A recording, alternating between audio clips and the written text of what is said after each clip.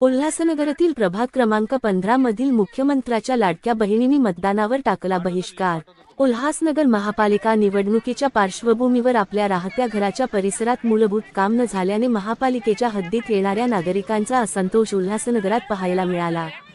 उल्हासनगर प्रभाग क्रमांक 15 गीता कॉलनी, तळेचाळ या परिसरातील नागरिकांना रोजच ये-जा करताना त्रास सहन करावा लागतो।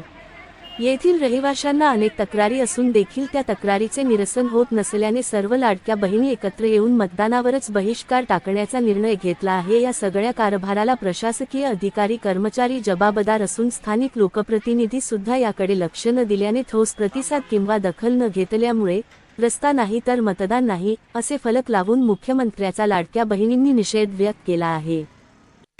आज तुम्ही इथे निषेध करतायत, कशाबद्दल निषेध करतायत काय सांगाल? आम्ही इथे मतदानाचा निषेध करतोय। बीटीसी ग्राउंडचं जेव्हा काम नूतनीकरणाचं काम जेव्हा सुरुवातीला झालं त्याच्या एका महिन्याने हा ढिगारा खाली लोटलाय, तो अजूनही उचलला गेलेला नाहीये। 5 वर्ष झाली तो तसाच आहे अजून। तर आमच्या बाईक जायला सुद्धा लय प्रॉब्लेम येतो इथे। कुठे राहता तुम्ही आणि कशामुळे आज तुम्ही आंदोलन केलं? आम्ही बीटीसी ग्राउंड तळेचाळचे रहिवासी, आम्ही रस्त्यासाठी आज निषेध करतोय मतदानाचा।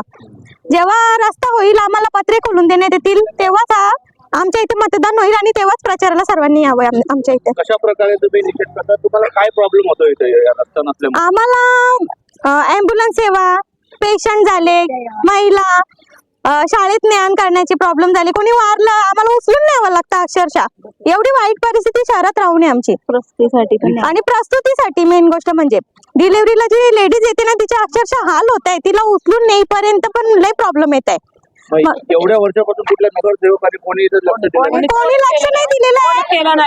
आम्ही पूर्णपणे लिगली काम केलेले की अर्ज दिला, आमदार बाई लेटर, त्यांना लेटर दिला, खासदार आयुक्त सर्वांना लेटर दिलेलं आहे, पण एकही जण आम्हाला इथे विचारायला आणि बघायला आलेला नाही। त्याच्यासाठी आम्ही निषेध करतोय आणि भरपूर फेऱ्या घातल्या आम्ही त्यांच्याकडे की आमचे हाल बघा, तुम्ही कोणच यायला तयार नाहीये, म्हणून आम्हाला हा पाऊल उचलावा लागतोय। आता बाईकवर जायचं बोललं